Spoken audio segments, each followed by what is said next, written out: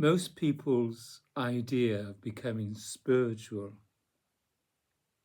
is due to the fact that most people find it very difficult to cope, to live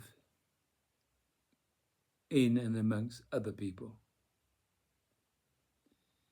Other people act as a mirror. Other people are reflectors. And you don't like seeing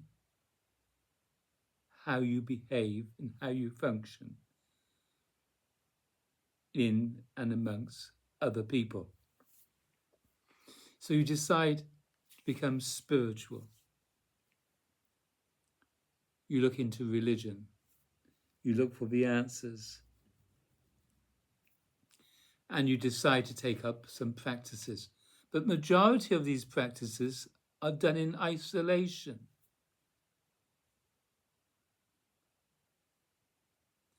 Only when you are functioning in and amongst other people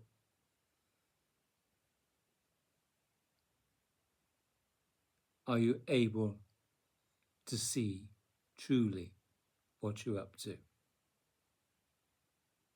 The ego is up to no good.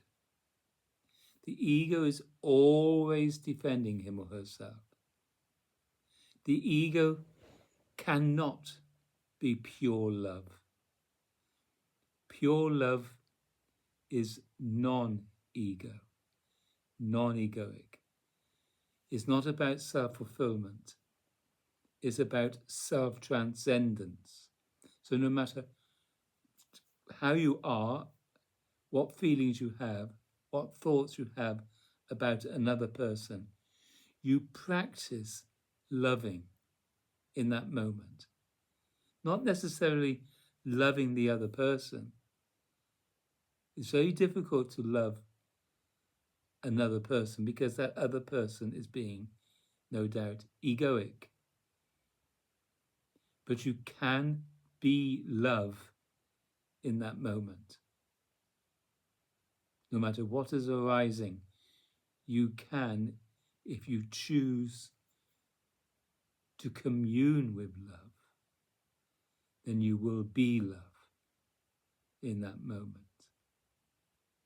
That's what it is to be in divine communion, or that is what being in divine communion is all about. The body-mind being transformed from ego, from the clenched fist disposition, from this clenched fist to this open hand disposition. This is why spiritual masters have often said, commune with me. And Jesus said it often. That's why he said, remember me. I am the way, the truth, and the life. If you remember the God-man, then you become love. You need to connect. We need to connect. We need to commune. If you want to be sunburnt, you need to go into the sun's rays. You need to find the sun. Not that there's much sunshine recently. If you need to have your thirst quenched, you need to find a glass of water. We all need to do something in order to be changed. The glass of water changes you in that moment. The sun's rays changes you in that moment. So does divine communion. And for me, is my teacher, Adidar Samraj, that I commune with because I fall in love with him. I fall in love with this agent, the agent to God. And miraculously, this body-mind changes from this to this. And I'm able to be love no matter what is arising.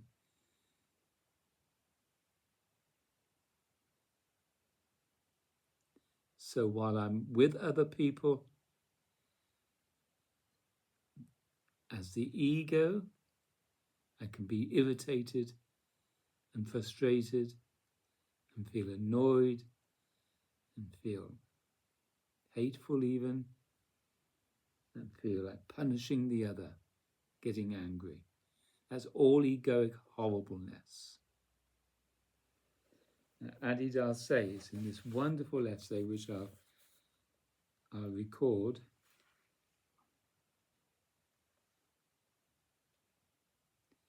spiritual life is a profoundly practical matter.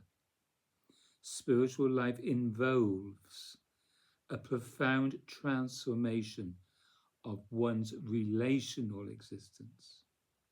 And before that he says, the ego is known in the field of relations, because it's in the field of relations that we are mirrored, reflected back to ourselves.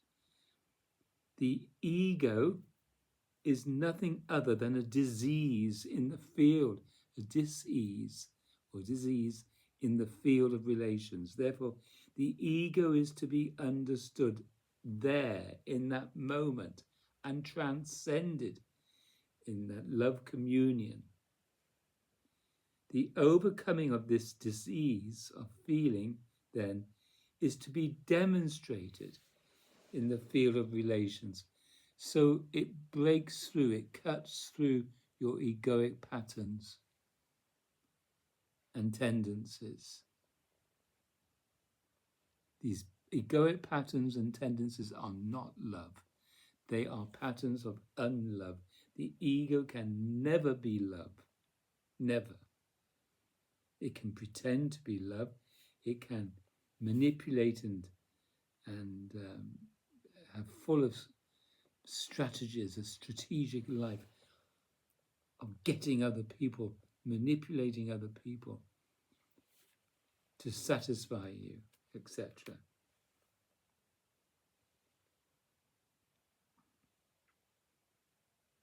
And so it says here, the principle that releases your tendencies is love.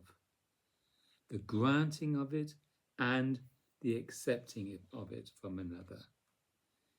You must realize the awakening of love in your devotional relationship with me, your spiritual master. So true spiritual life is not about isolating yourself. Yes, it's important to do these disciplines of meditation and other disciplines where you are on your own, so you feel God, the divine, living you. Then you take that aloneness with the divine into the world of relations. And you activate love. You become love. You exercise love. You do the practice of love in that communion. That's why we have these teachers, these agents. I am truly blessed. I really am. This body-mind is.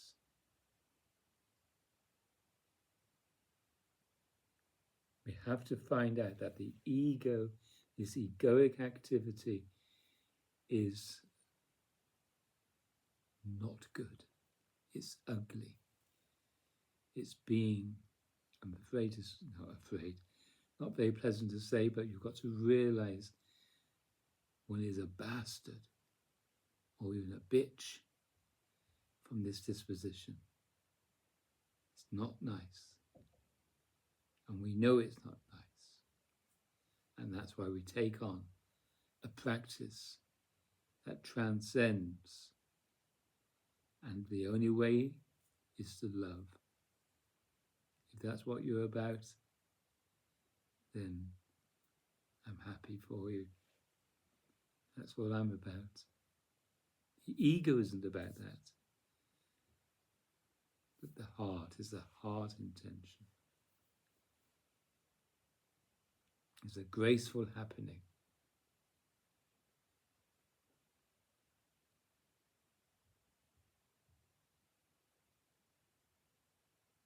And this is what I call the divine help.